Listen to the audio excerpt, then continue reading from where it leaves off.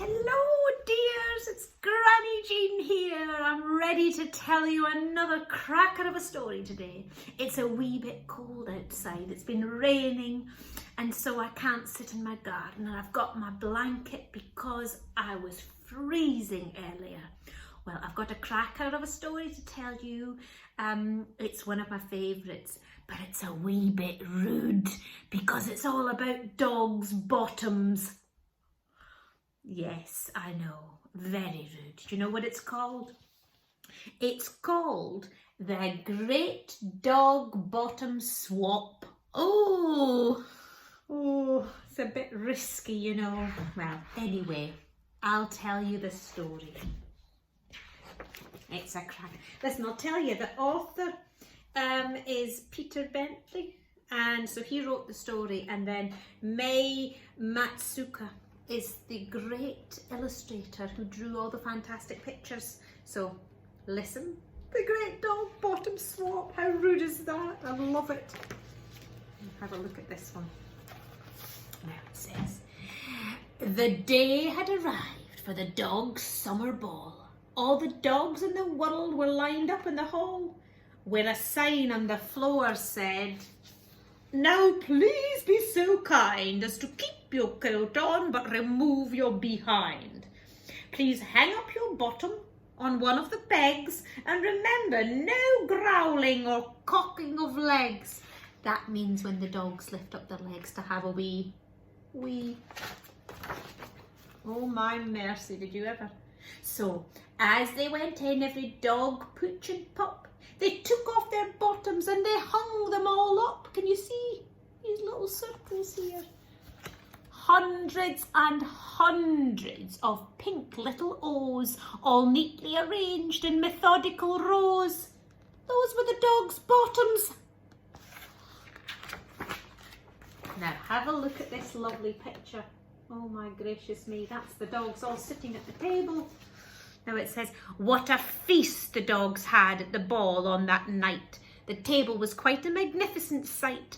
They dined on fresh giblets and dog biscuit stew, with slippers and old dug-up sheep bones to chew. Then doggy chalk ices all creamy and brown, and fresh puddle water to wash it all down. What a delicious feast they had! When the poodles had cleared all the food away, let me turn it so you can see it, dearies. When the poodles had cleared all the food away, it was time for some fun at the dogs' cabaret. The Peaks did a song in ridiculous hats, so look at them all dancing there, those doggies, they're called Peaks. And a Labrador told a rude joke about cats. Very naughty. Then Coco the Conjurer got a huge laugh by pretending to saw a Dalmatian in half.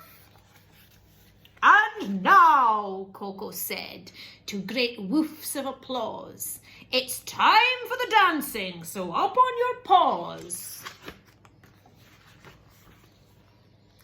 Look at us, said an overexcited young hound as he whisked a young fox terrier clear off the ground. Watch out, cried a sensible boxer named Clive as the hound and the terrier started to jive. Can you see them? Oh my gosh, they're going so fast, spinning round and round. What's going to happen? They whirled and they swirled even faster and faster until, oh, dogastrophe, what a disaster. The twirling was more than the Afghan could handle. He suddenly tripped and knocked over a candle. Oh my mercy me! It's a disaster indeed. Which fell on the curtains, which promptly caught fire, being old and quite cheap like Granny Jean's, sending flames even higher. Some dogs broke the rule that forbade hind leg cocking. Can you see that? Oh my mercy. That's what it means when a dog cocks its leg. It means it's lifting his leg to have a wee. Anyway, some dogs broke the rule that forbade hind leg cocking. But the fire soon spread with a speed that was shocking. Don't panic, barked Clive in a great fit of passion. "Let's all try to leave in an orderly fashion." But that was an order they chose to ignore as they scurried and scuttled like heck for the door. As the last dog shot out of the hall with a bark, the lights all went and the whole place went dark. "Wait a minute," said Clive to the panicking mutts. Our bottoms! We must save our butts!" So into the cloakroom they tumbled and tumbled. Can you see it? And soon all the bottoms were hopelessly jumbled. Can you see them falling onto the floor like little pink donuts? Oh.